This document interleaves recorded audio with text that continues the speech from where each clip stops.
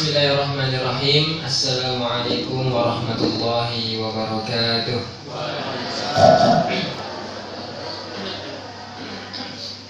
Innal hamdalillah nahmaduhu wa nasta'inuhu wa nastaghfiruh wa na'udzu billahi min shururi anfusina wa min sayyiati a'malina. Man yahdihillahu fala mudilla lahu wa man yudlil fala hadiya lahu.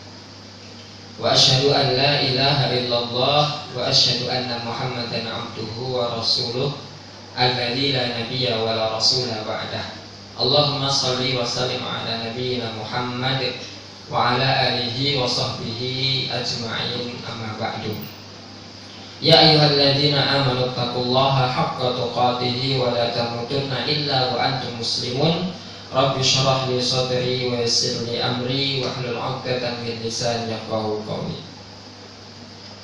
Jamaah pengajian malam Sabtu yang dirahmati Allah Subhanahu wa taala, yang pertama-tama marilah kita panjatkan puji syukur kehadirat Allah Subhanahu wa taala atas nikmat yang Allah berikan sehingga Allah ringankan langkah kaki kita untuk berangkat dari rumah ke tempat yang berbarokah ini. Tentu semua itu bukan gratis, tidak ada bayaran sama sekali, tidak ada apapun yang kita keluarkan.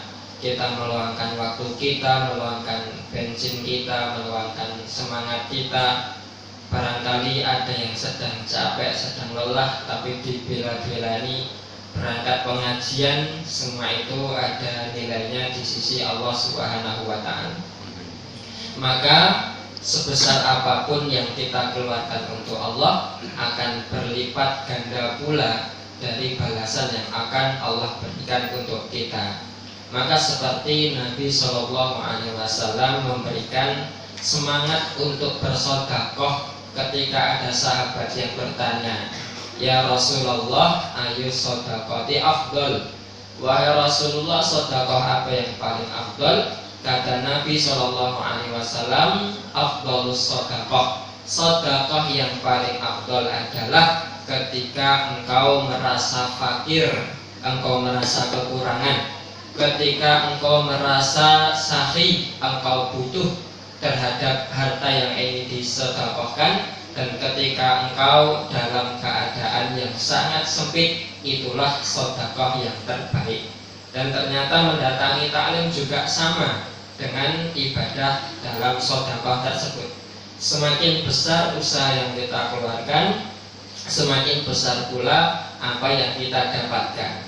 Tetapi ada suatu contoh yang baik yang pernah dilaksanakan oleh seorang mufassir besar, Syekh Nasir As-Sa'di. Kurang tenar apa nama beliau di hadapan kita.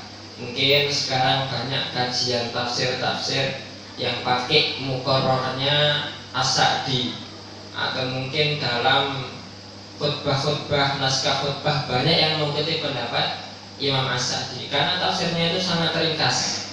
Dan beliau dalam menafsirkan ayat itu bahasanya sangat simpel, tidak berbelit-belit, langsung kepada intinya, mukhtasar, sangat ringkas sekali. Tetapi beliau setenar itu, seviral itu, sealim itu, pernah beliau mengadakan suatu kajian rutin yang beliau laksanakan tiap pekan.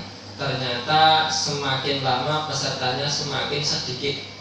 Awalnya banyak, makin lama makin bosan, sampai suatu pertemuan beliau mengajar, murid yang datang cuma satu. Maka ketika itu muridnya bertanya kepada Syekh Nasir As-Sa'di, "Wahai Syekh, bukankah Anda ini lebih layak untuk mengajar di tempat yang lebih besar lagi?" Maka beliau menunjukkan semangatnya, "Kalau saya berhenti mengajar, berarti saya telah mati." Jadi berapapun murid beliau tetap melaksanakan kajian sebagaimana biasanya beliau mengisi. Maka di sini kepada panitia harus kita apresiasi, berapapun yang datang, kajian tetap berjalan. Apa meleh mau di awal sebelum ada yang berdatangan saya hitung cuma 8 orang, Ashabul Kahfi. Nah ternyata ada tambahan jamaah yang lain, Ashabul Kahfinya bakal Tapi tetap mudah-mudahan kita menjadi orang-orang yang terpilih, yang menjadikan pengajian kita ini sebagai sarana kita bersyukur kepada Allah Subhanahu wa taala. Wa qalilun min ibadiyasy syakur. Dan hanya sedikit hamba-hambaku yang bisa bersyukur. Mudah-mudahan kita termasuk orang yang bisa bersyukur kepada Allah Subhanahu wa taala. Amin Allahumma amin. Aminnya kok lembut banget. Ada satu nasihat untuk perempuan. Nah, ini beberapa kali saya sampaikan. Jadi Allah mengatakan wala tafdha'na bil qaul fayatma'ul ladzina fi qulubihim marad. Nah, ini nasihat dari Allah untuk perempuan, jangan mengucapkan kalimat yang lemah gemulai. Amin. Fayatma'ul ladzina fi qulubihim marad. Karena ketika ada orang yang hatinya ada penyakit, mendengar ucapan seperti itu, tanggapannya apa? Wah, masuk ini target berikutnya.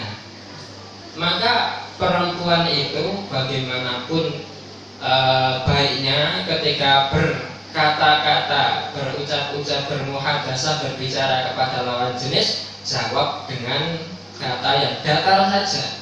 Meskipun dikira cuek, meskipun dikira jutek, dikira judes dan lain sebagainya, nggak masalah. Tetapi dengan itu semua sebenarnya kita sedang membentengi hati orang lain agar tidak tergoda dengan suara perempuan. Gitu ya adik-adik. Adik, bapak endere. Nah, pembahasan kita pada malam hari ini kita akan melanjutkan, tapi kita celong-celong. Jadi Pak Sarwiji mintanya baru kemarin sore, sehingga permintaan ini menurut saya seperti dikarbit. Yes, bapaknya dilo dadi mateng. Makanya saya pakai materi yang saya sampaikan di tempat lain. Nah, tapi nggak masalah, karena lebih banyak jamaah yang belum mendengar pemaparan dari kami daripada yang sudah meninggal.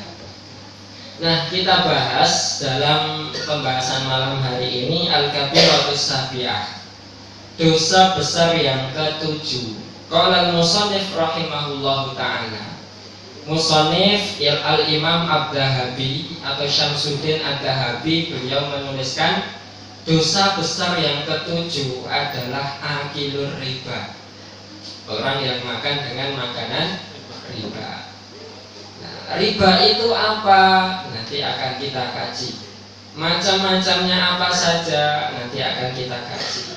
Barangkali sedikit contoh dalam kehidupan kita apa, nah itu yang akan kita sampaikan. Tetapi mohon maaf jika apa yang saya sampaikan ini belum 100% memberikan kefahaman untuk seluruh hadirin yang hadir.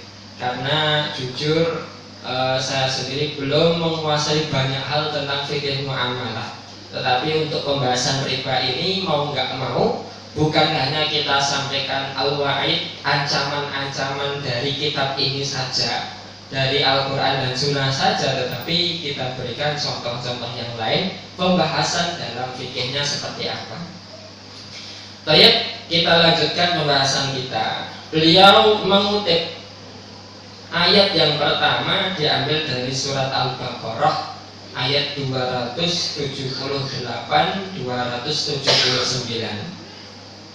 Qala Allah Ta'ala, Allah Subhanahu wa Ta'ala berfirman, Ya ayyuhalladzina amanu taqullaha wa dharu ma baqiya minar riba in kuntum mu'minin.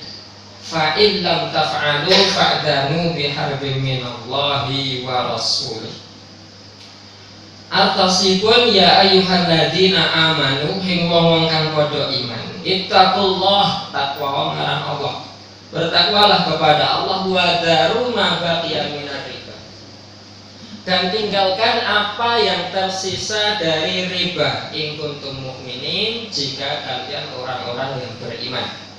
Fa in lam taf'alu, maka jika kalian belum meninggalkan riba, fa'danu biharbim minallahi wa rasulih, maka izinkanlah Allah dan Rasulnya memerangi orang yang tidak meninggalkan riba tersebut.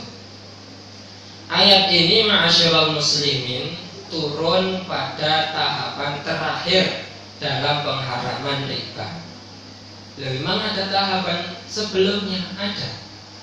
Dalam satu referensi saya baca, riba itu diharamkan oleh Allah, tidak sekali perintah langsung Allah haramkan. Makanya nanti ayat-ayat tentang riba itu ada yang lunak, ada yang keras. Seperti ketika Allah mengharamkan khamr, diawali dengan Allah mengatakan yas'alunaka 'anil khamri. Orang-orang bertanya kepadamu wahai Muhammad tentang khamr. Kenapa jawabipun Allah? Qul fihima ismun kabirun wa manafi'u linnas. Di dalam khamr itu ada dua. Satu, ismun kabir, dosa yang besar, madarat yang banyak, wa manafi'u linnas, tapi ada manfaatnya. Berarti masih boleh minum khamr. Tapi Allah sebutkan wa ithmuhuma akbaru min naf'ihima. Tetapi dosanya itu lebih besar daripada manfaat. Sehingga ketika kita mengambil ayat ini untuk menyikapi minum khamr, berarti khamr itu boleh, ya enggak? Mau minum khamr silahkan.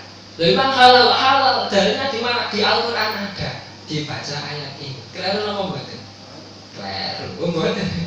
Keliru seperti itu. Karena itu baru tahapan yang pertama. Ketika Allah mengharamkan riba, Allah gunakan cara yang sama, karena ketika itu masyarakat Quraisy terbiasa menggunakan akad-akad riba dalam jual beli mereka. Sehingga Al-Fakhrur Razi, beliau tidak pakai asalnya ini, Al-Fakhrur Razi, ulama. Al-Fakhrur Razi beliau menyebutkan riba qismani. Riba itu ada dua macam. Yang pertama beliau sebutkan adalah riba nasi'ah wa huwa riba jahiliyah. Riba nasi'ah atau riba yang biasanya dikenal pada zaman jahiliyah, zaman sebelum Islam mengharamkan riba. Seperti apa? Beliau menceritakan riba pada masa jahiliyah itu sangat kejam. Jadi yang disasar oleh pemilik modal itu adalah orang-orang yang miskin, orang-orang yang kurang mampu, yang sangat membutuhkan uang.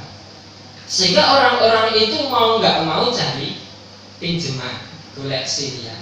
Akhirnya dikasih nih, tak kasih kamu pinjaman sesuai dengan berapapun yang kamu minta. Tapi ada syaratnya.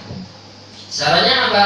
Diberi tenggang waktunya selama sekian bulan atau 1 tahun misalnya. Nah, ketika 1 tahun tenggang waktu itu, uang yang dihutangi harus dikembalikan plus setiap bulan harus membayar sekian persen. Kadang gede, kadang kecil. Mungkin 0,1% atau 10%. Berarti misal hutang itu 1 juta. Kalau 10%-nya berarti 900.000. Maka setiap bulan selama 1 tahun itu dibayar ribanya, dibayar bunganya 100.000, 100.000, 100.000, 100.000, sampai ketika 1 tahun sudah selesai, tenggang waktu sudah habis, ditanya, uangmu ada nggak? Ada, dibayar 1 juta lunas. Ternyata 1 juta itu belum lunas, ditanya lagi, mau waktu berapa lama? 5 bulan. Kemarin 100.000, 10%, sekarang 20%, 200.000. Dikali lipatkan lagi, sehingga itu sangat menzalimi orang lain. Nah, makanya Allah Subhanahu wa Ta'ala dalam mengharamkan riba yang pertama itu dengan menyebutkan Al-Quran surat Ar-Rum ayat 39. Allah Subhanahu wa Ta'ala berfirman, "Wa ma ataitum min riba liyarbu fi amwalin nas fala yarbu indallah." Dan dari uang-uang yang kalian pinjamkan di dalamnya ada riba. Liyarbu fi amwalin nas, tujuan kalian adalah untuk mencukupi kebutuhan manusia. Kan nyate ngoten to. Nyok tak ewai apa sing mbutuhke den iso kelakon. Pemar berobat ya iso berobat dan sembuh, iso tuku obat. Atau kalau mau dijadikan modal biar usaha bisa lancar, bisa sukses. Mereka mengatakan hutang ini adalah untuk menolong orang lain. Tapi Allah sebutkan fala yarbu indallah, itu tidak menolong orang, tidak menjadikan harta orang lain bertambah di sisi Allah Subhanahu wa ta'ala.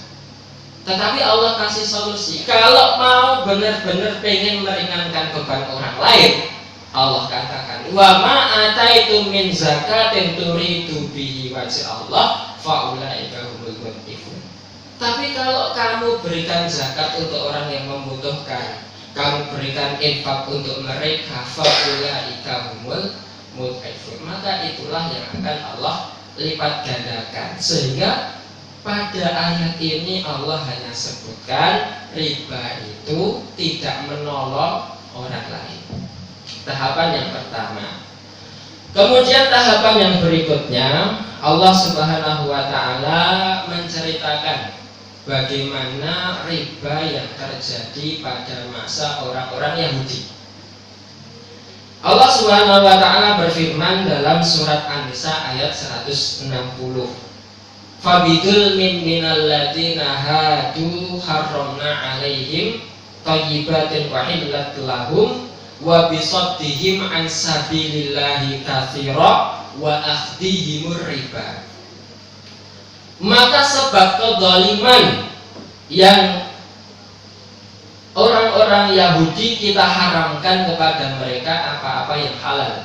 Jadi orang Yahudi niku jamaah yang dirahmati Allah, beberapa kali Allah berikan makanan yang halal, tapi karena mereka zalim, mereka banyak bertanya, banyak protes, akhirnya yang halal itu Allah haramkan. Nah, salah satu kezaliman yang mereka laksanakan adalah wa akhdihimur riba wa qadnuhu anhu. Dan mereka itu mengambil riba padahal Allah telah mengharamkan untuk mereka. Dan ternyata Syekh Shalih Fauzan itu dalam kitab Adrorur Riba, bahaya-bahaya riba itu nyebut, ternyata orang-orang Yahudi itu ketika Allah turunkan syariat tidak boleh makan dari hasil riba, menggunakan akad riba, mereka menjadi manusia setengah Yahudi. bahasa lucu. Menjadi manusia setengah Yahudi. Bagaimana caranya? Menjadi manusia setengah taat. Caranya adalah mereka menyelewengkan ayat tentang pengharaman riba. Allah maksudkan untuk setiap orang, tapi orang-orang Yahudi riba itu haram untuk sesama Yahudi. Kalau untuk orang lain, untuk Nasrani silahkan, untuk orang-orang Arab silahkan, untuk orang-orang yang tidak beragama silahkan. Nah, tapi kalau untuk orang-orang Yahudi hukumnya haram. Manusia setengah Yahudi, ada manusia setengah taat. Itu orang-orang Yahudi. Nah, kemudian tahapan yang ketiga, ternyata masyarakat Arab masih menggunakan transaksi riba meskipun tidak sebanyak sebelumnya. Allah turunkan ayat yang ketiga dalam surat Ali Imran ayat 130. Allah Subhanahu wa taala berfirman, ya ayyuhalladzina amanu la ta'kulur riba ad'afan mudha'afah. Wahai orang-orang yang beriman, janganlah kalian makan riba ad'afan mudha'afah, yang berlipat ganda.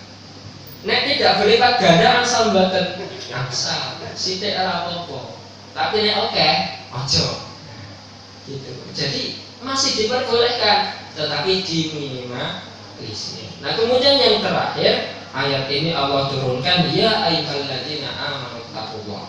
Wahai orang-orang yang beriman, bertakwalah kepada Allah. Maka satu ciri orang yang bertakwa itu selain taat kepada Allah adalah berusaha menjauhi riba, berusaha menjauhi makanan yang haram. Nah, ma'asyiral muslimin rahimani wa rahimakumullah.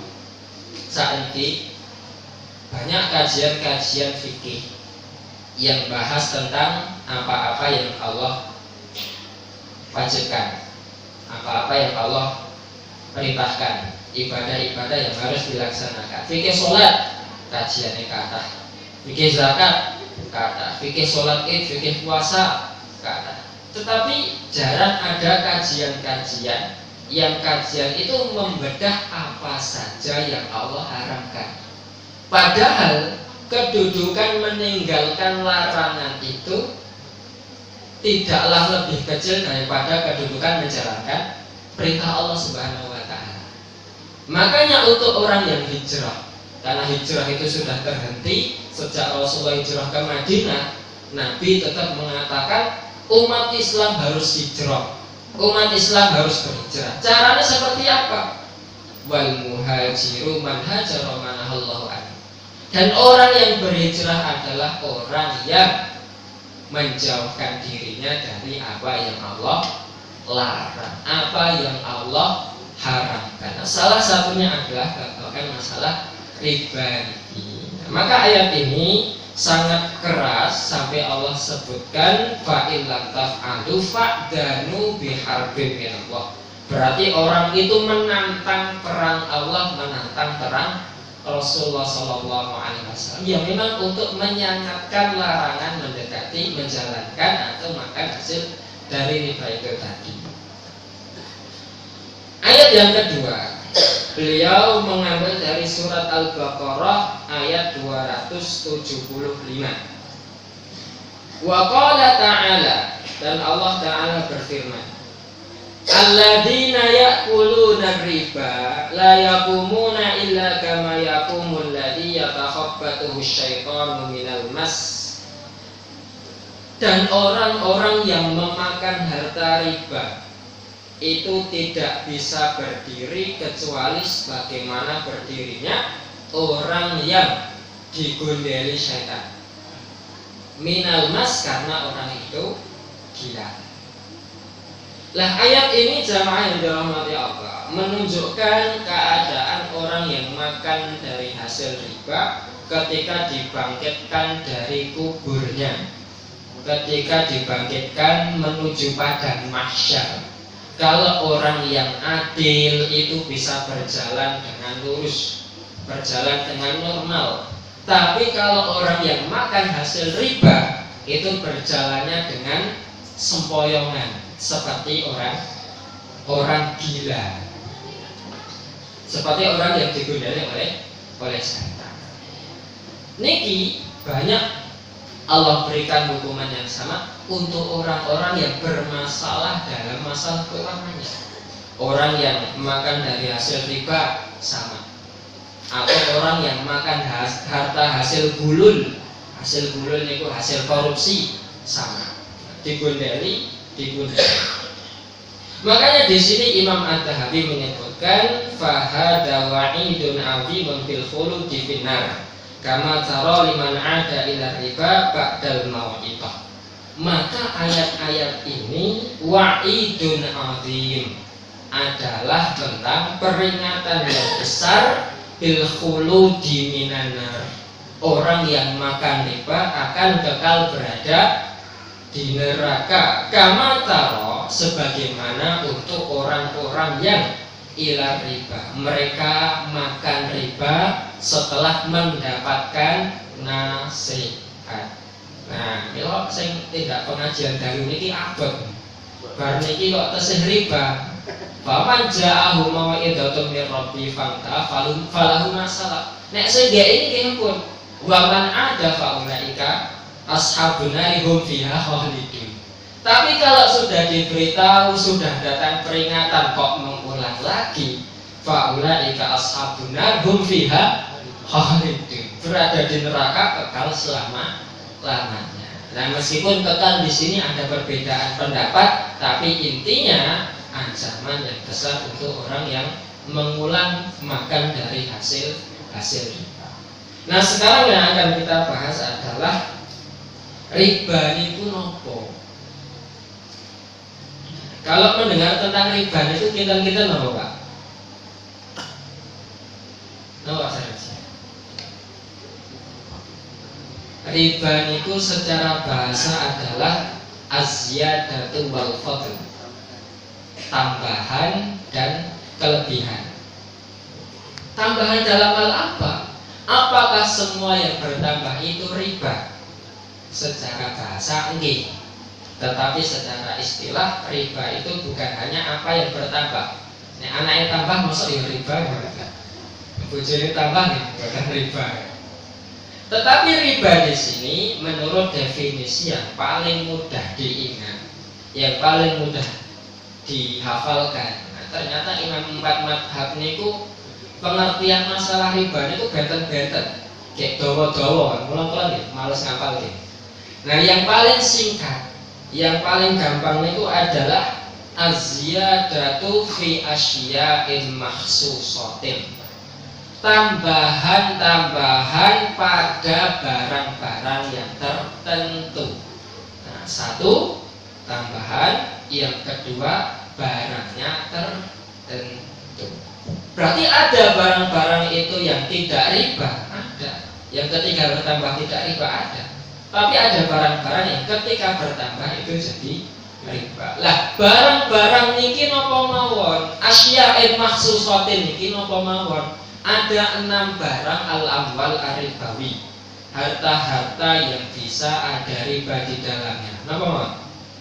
Ad-dahabu bid-dahabi. Emas dengan emas. Wal fiddatu bil fiddati. Perak dengan perak. Wal burru bil burri. Gandum dengan gandum. Wasyairu bis syairi. Syair niku nggih masih ada kaitannya dengan gandum. Mungkin seperti olahannya gandum jadi nopo ya. Yang kelima wat tamru bit tamri. Apa? Kurma dengan kurma. Terakhir wal milhu bil milhi. Apa? Uyak. Nah, ada 6 al-amwal ar-ribawi. Sepindah apa?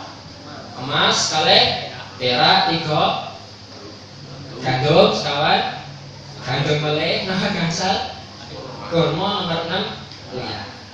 6 harta ini para Nabi Shallallahu Alaihi Wasallam mensyaratkan ketika terjadi mubadalah, ketika terjadi transaksi tukar menukar harus memenuhi 3 syarat. Nopo? Sepindah masalan bi masalin, harus sama kualitasnya. Sawaan bisawain, harus sama kuantitasnya. Yad dan biyadin, harus sama penyerahannya. Maka ketika salah satu ini tidak terpenuhi dalam mubadalah tersebut, dalam transaksi tersebut, maka bisa jadi masuk dalam riba, bisa jadi masuk dalam al-buyu al-muharramah, jual beli yang diharamkan. Nah, adapun untuk barang-barang selain 6 niki pripun? Apa yang bisa ada riba di dalamnya? Bisa. Nah, tadi perdebatan ulama, ada yang bilang bisa, seperti jumhur ulama menganggap 6 barang ini tidak terbatas pada itu saja. Tetapi 6 barang itu ada ilahnya masing-masing. Kenapa bisa dijadikan al-amal ar-ribawi? Lah sekarang kita tinggalin nomor setunggal kali nomor kali ada wal fiddah, emas kali perak. Ilah dari emas dan perak itu apa? Harta yang berharga, harta yang digunakan untuk tukar menukar uang atau tukar menukar barang atau menukar sesuatu dengan emas ataupun perak. Sedangkan nomor 3 sampai nomor 6 ilahnya adalah al-mata'um, barang yang dimakan atau barang yang disimpan bisa dalam waktu yang lama. Nah, maka menurut jumhur untuk barang-barang selain 6 barang ini ketika sama ilahnya bisa digunakan untuk tukar menukar, contohnya apa? Harta utawi apa boleh? Saham mungkin atau sesuatu yang lain, itu bisa termasuk dalam al-amal ar-ribawi. Atau mungkin bahan-bahan makanan yang lain yang tidak disebutkan dalam hadisnya kuat akan masuk juga dalam al-amal ar-ribawi. Beras disebutnya buatan, tetapi dia masuk karena beras adalah sesuatu yang dimakan dan bisa awet dalam waktu yang lama. Tetapi ad-dhahiriyah atau pengikutnya Dawud Ad-Dhahiri, mereka menganggap al-amwal ar-ribawi hanya 6 itu saja, karena mereka mengambil tekstualis dari hadis Nabi Shallallahu Alaihi Wasallam. Tetapi kita lebih hati-hati untuk menjadikan 6 barang itu dan ilah-ilahnya juga masuk al-amwal ar-ribawi. Lah macam-macam riba itu napa mawon? Macam-macam riba itu ada yang membagi menjadi 2, ada yang membagi menjadi 3, ada yang membagi menjadi 4. Kira sebuti loro ae kan cepat. Nah, ada yang membagi, tapi secara umum yang paling inti adalah 2 plus 1, 3. Yang pertama adalah riba fadl. Riba fadl ini adalah suatu riba, suatu tambahan, suatu kelebihan yang didapatkan ketika terjadi transaksi dari al-amwal ar-ribawi yang satu jenis, satu asnaf, tetapi berbeda kualitas atau berbeda kuantitas, itu akan menjadi riba fadl. Contohnya apa? Contohnya mungkin beberapa waktu yang lalu saking pemerintah paring bantuan beras saking Bulog 10 kilo nih. Angsal boten? Angsal. Iya. Oke, sing angsal. Alhamdulillah kula nggih angsal. Garwa kula nggih angsal. Beras itu tentu kualitasnya bukan beras yang paling bagus, katakanlah. Nah, menurut orang-orang yang kurang mampu, ini pun sangat berharga sekali. Alhamdulillah itu beras 10 kilo senang. Tetapi untuk orang-orang kaya yang biasanya makan dengan kualitas bagus, mentek wangi misalnya, ini kan beras kaya ini kok DKE kan, mbok ini beras yang apik, atau oh ya wis beras tak ijake karo beras yang lebih apik. Nah, maka dia menukar beras itu kepada orang kaya. Orang kaya itu menukar beras kepada orang miskin dengan timbangan yang tidak sama. Petani ini kan mungkin punya mentek wangi, neng eman-emannya aja didahar. Wah, iki regane larang. Nek dipangan dhewe eman-eman. Mending golek nggih, didol, golek sing luwih murah ketoke oke, babar. Nah, akhirnya orang kaya ini mendatangi petani yang biasa-biasa tersebut, terus tukeran ijolan. Nah, kowe lak ndek mentek wangi to, ijolan mau piye? Aku njaluk berasmu 5 kilo wae, tak kei beras 10 kilo. Nah, sing miskin iki nggih seneng, alhamdulillah itu sing luwih oke. Sing sugih nggih seneng, sama-sama seneng, sama-sama ridho. Asal mboten? Ridhonya boleh, senengnya boleh, transaksinya enggak boleh. Kenapa? Karena antara beras ini adalah satu asnaf, satu jenis, tetapi kualitasnya berbeda, kuantitasnya berbeda. Kalau mau tukeran, itu kualitas dan kuantitasnya harus sama. Nek beras niku kualitasnya mentek wangi ya harus ditukar dengan mentek wangi ya kadare sama. 5 kilo ya 5 kilo, 10 kilo ya 10 kilo. Lah nek padha kok dijoki ya kan. Tapi ini untuk contoh beras. Nah terus caranya pripun? Caranya adalah masing-masing pemilik beras itu merupiahkan terlebih dahulu dari berasnya masing-masing. Mentek wangi ini nek 5 kilo harganya berapa? Sing beras bantuan itu nek 10 kilo harganya berapa? Ternyata ada selisih. Mentek wangi 100.000, beras biasa 75.000 misalkan. Nah ini kan masih ada selisih 25.000. Maka si orang kaya tadi selain memberikan berasnya harus menambah uang 25.000. Nah untuk apa? Untuk menggenapi kekurangan dari harta. Caranya menghalalkan seperti itu. Nah kalau langsung ditukar ini tidak boleh, karena termasuk dalam riba. Atau mungkin contoh al-amwal ar-ribawi yang lain, ketika tukar menukar emas. Nah, nek wau kan beras 5 kilo kali 5 kilo itu jenisnya podo kan ora mungkin dijual lho. Lawang bodong gak dijualke ya. Nah, tetapi kalau misalkan emas itu mungkin terjadi. Napa? Emas yang kadarnya 20 karat misalnya. Dengan emas yang kadarnya 20 karat. Niku pun saged didamel perhiasan nggih. Perhiasan. Tapi ternyata si A melihat emasnya si B itu lebih baik, si B melihat emasnya si A lebih baik. Padahal ukurannya berbeda. Punya si A 3 gram, punya si B 4 gram. Ini nek sampun seneng, kono HP ngono luwih elek. Niku ijolan kan sama-sama ridho antara den, sama-sama seneng. Tapi ukurannya berbeda. Ansal mboten ansal. Karena kualitasnya sama sedangkan kuantitasnya berbeda, maka harus dirupiahkan terlebih dahulu. Dirupiahke sik nggonanku regane pira, nggonanku regane pira. Setelah itu baru ditukar, kekurangannya digenapi dengan uang. Nah, milo, misal bapak-bapak niki teng toko Mas. Kan kadang garwane kita niku pun jelek kali emasing. Kok kok emas iki ra ditukok-tukok tidak pernah diperbarui, akhirnya bosan terus pengen hijau. Nah, ketika tukar menukar emas di toko emas itu harusnya kita adakan akad dijual terlebih dahulu. Niki setelah dijual harganya sekian, pengennya sing pundi, pengennya sing nika, oh sing nika harganya sekian, diberikan cincinnya sama diberikan kekurangannya. Wah niku. Atau kalau misalkan mau Syawal, ajeng Idul Fitri, niku enten tren lho. Tukar arto nggih. Nggih fitrah kudu-kudune niku. Jare sing 2000-an den ketok akeh. Diamplopi nek 10.000 rak kon ketok kandel. Iki kandel iki 50.000. Dibuka hari 10.000.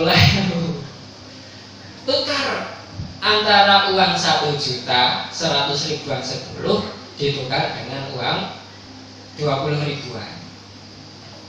Nah, uang dengan uang niki masuk al-awal ar-ribawi, harta-harta yang memungkinkan riba. Maka ketika ingin menukar uang 1 juta, ya harus ditukar dengan uang 1 juta. Meskipun uangnya ini lebih baru, meskipun uangnya ini pecahannya lebih kecil lagi, uangnya harus sama. 1 juta nih balasannya 1 juta. Kalau misalkan 1 juta ditukar dengan 950.000, asal mboten tidak boleh. Tetapi kalau memang kepepet mboten gadah pecahan, terus mau tukar ke tangan kedua setelah bank, niku jangan diberikan nominal yang lebih kecil dari uang yang dia berikan, yang kita tukarkan. Misal 1 juta, nih 1 juta. Tapi kalau misalkan dia meminta uang operasional, uang transportasi, kita kasih. Jadi 1 juta nih, ditukar 1 juta. Ini kowe njaluk transportasi piro? 50.000 nyata KI, 50.000. Kelihatannya sama saja akhirnya. Ya toh? 1.050.000 dengan 1 juta lah, bedanya apa? Bedanya adalah dalam hal akad. Akad niku ternyata menentukan dalam setiap transaksi yang kita sampaikan. Misal antara nikah normal, nikah yang sah dengan nikah mut'ah, niku bedanya namanya 1 kata. Misalkan orang yang akad, qabiltu nikah wa tazwijaha bimahril madkur halal. Saya terima nikahnya siapa binti siapa dengan mahar tersebut untukku tunai. Niku sama kan? Pun sah. Tapi kalau dalam akad itu disebutkan 1 malam, katanya apa? Nikah kontrak sah buatan sah. Al-ankiha al-fasidah, nikah-nikah yang rusak, nikah-nikah yang haram. Namun beda 1 kata al-wailah mawon menjadikan akad nikah itu tidak sah. Maka dalam jual beli itu ternyata disebut berbeda akadnya, bisa berbeda hasil dari uang yang kita dapat. Oh berarti mempelajari akad itu penting. Karena dengan kita tahu akad-akad muamalah itu menjadikan kita lebih hati-hati dalam menggunakan harta kita. Yang itu riba ikram sepidah, riba fadl. Kemudian riba yang kedua, riba yang kedua adalah riba nasiah. atau riba yang sudah kita sampaikan, riba jahiliyah. Lah riba jahiliyah niku pripun? Riba jahiliyah atau riba nasi'ah itu kalau yang terjadi di masa dahulu adalah diberikannya denda ketika melewati batasan tenggang waktu. Diberi nama bahasanya tenggang waktu atau hutang 1 juta. 1 juta harus lunas, 1 bulan harus lunas 1 juta, tidak tersisa berapa pun. Oke, setuju. Ternyata 1 bulan 1 juta belum ada, baru ada 500.000. Aku tak dapat seminggu kas. Oh boleh silakan. Tapi kalau kamu belum bisa melunasi sekarang, maka ada tambahan 10.000. Nah, maka tambahan 10.000 itu menjadi riba. Karena apa? Karena disyaratkan. Karena penjual atau pembeli itu mensyaratkan adanya ziyadah, adanya tambahan. Loh, nek boten disyaratnya berarti angsal. Boleh.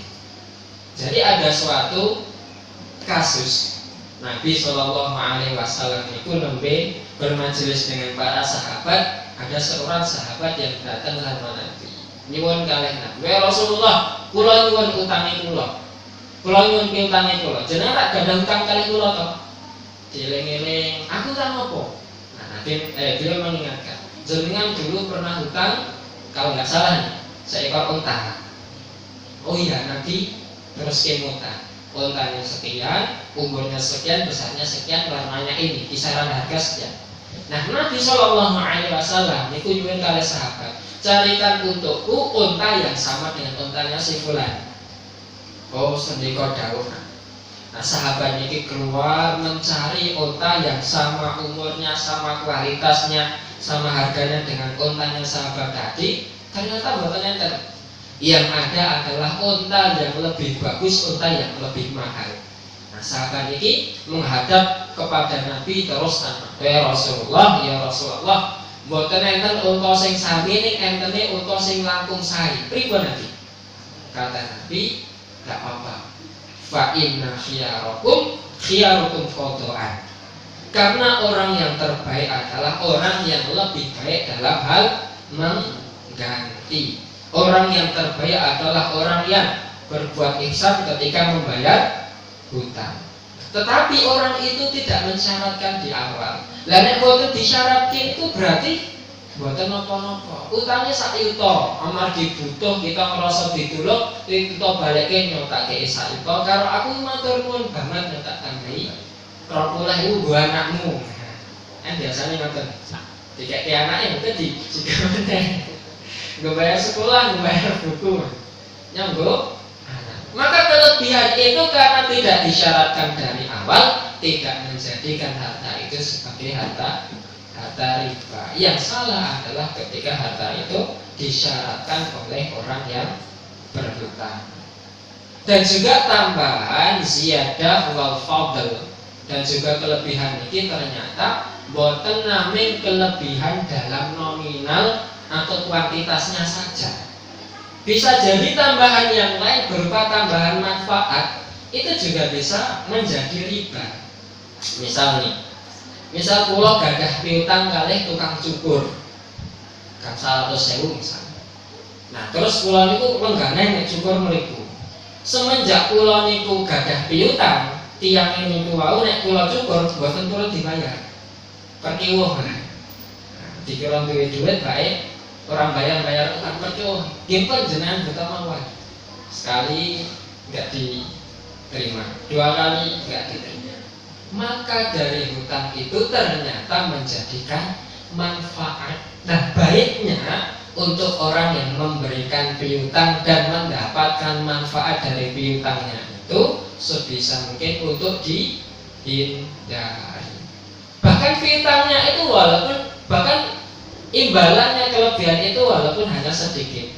Aku duitmu 500.000 ya, aku tak pijeti. Nah, mijeti itu juga termasuk riba, karena itu manfaat yang diberikan dari hutang. Makanya ada suatu hadis dhaif yang berbunyi kullu qardin jara naf'an fahuwa riba. Setiap hutang, setiap gadai yang dari hutang dan gadai itu menjadikan manfaat fahuwa riba, maka manfaat itu menjadi riba. Kelebihan yang tidak boleh untuk kita makan, tidak boleh untuk kita manfaatkan dari harta tersebut.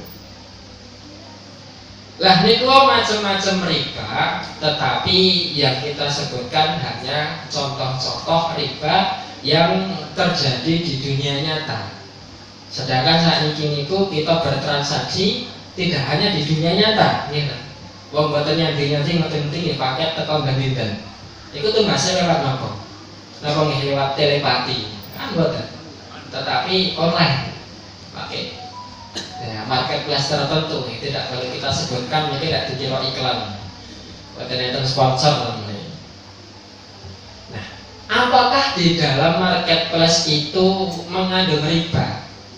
Nah, itu ternyata nek kita pelajari ada satu atau dua transaksi yang mungkin ada ribanya, nanti kita buatan sadar, bahkan kita penak, wah alhamdulillah nanti ini dikai gratis ongkir, seneng lagi, seneng. Padahal gratis ongkir itu diberikan atas apa? Misalkan ada kasus seperti ini,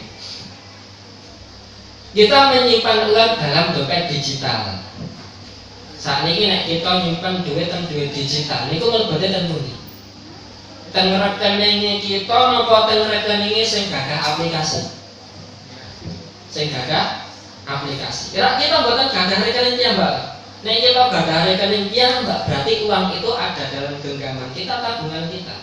Tapi karena uang itu ada dalam rekening orang lain, berarti sama saja kita memberi hutang. Wah, luar biasa nih, kita biasa bisa menghutangi pemodal-pemodal gede, tak utangi. Kemudian dari utang yang kita berikan itu ternyata ada flashback yang kita dapatkan. Kalau kamu bisa nabung di dompet digital, kamu nanti tak kasih fasilitas gratis ongkir.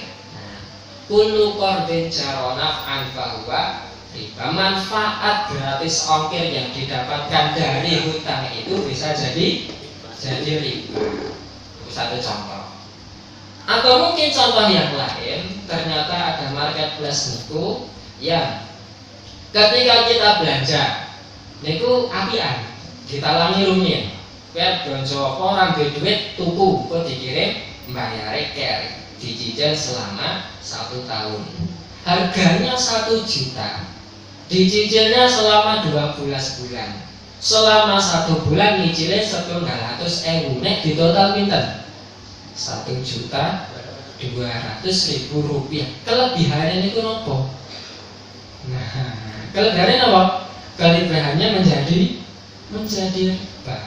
Nah, dan terkadang mungkin kita sendiri tidak sadar bahwa kita sudah sering bertransaksi dengan transaksi yang riba. Maka jamaah yang dirahmati Allah Subhanahu wa taala, pripun carane kita sing sampun mangertosi ilmu ini kita usahakan untuk kita laksanakan secara maksimal. Nek kita baca-baca lagi di fatwa Muhammadiyah, di fatwa MUI ini semuanya mengharamkan riba bunga bank atau riba dari kelebihan dari hutang piutang. Tetapi tetap menganjurkan kalau memang harus menggunakan bank, ya gunakan yang sudah ada label syariahnya, yang sudah ada label akad-akad syariah. Meskipun kalau ditelusuri lebih dalam, ahli-ahli ekonomi mengatakan meskipun di dalam syariah sekalipun masih ada 1 atau 2 akad riba yang terjadi. Tapi kan itu usaha maksimal kita adalah membebaskan diri kita dari riba. Kalau mboten saged ittaqillah atau ittaqullaha haqqa tuqatih, bertakwalah kepada Allah dengan sebenar-benarnya takwa, setidaknya kita lakukan fattaqullaha mastata'tum. Bertakwalah kepada Allah sebisa kita, sebisa kalian. Nek saged kita hindari, kita hindari. Nah, untuk sebagai solusi dari dompet digital lalu, mungkin caranya pun ngeten. Yang pertama, ketika membeli uang tidak perlu kita simpan uang kita untuk menghutangi orang lain. Nah, atau dengan istilah COD, bayar di tempat, kan terbebas dari hutang. Jadi kalau kita dapat manfaat, bisa jadi manfaat itu karena kita menggunakan jasa aplikasi tertentu. Nah, berarti boleh karena tidak diawali dengan hutang.